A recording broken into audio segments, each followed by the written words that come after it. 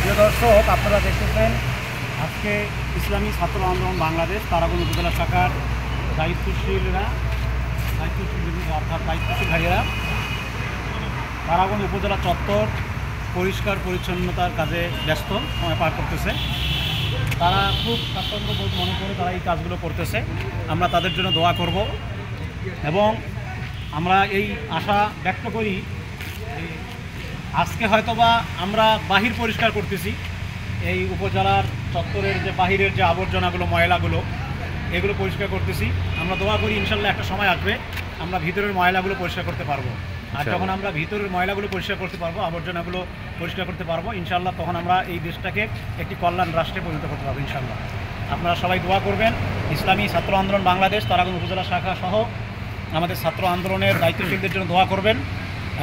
তারা যেন আল্লাহ তাআলা তাদের প্রত্যেককে যেন ইসলাম বিজয়ের জন্য অকুতোভয় সৈনিক হিসেবে আল্লাহ তাআলা তাদেরকে যেন কবুল করেন, দিন বিজয়ের সৈনিক হিসেবে আল্লাহ তাআলা যেন তাদেরকে কবুল করেন।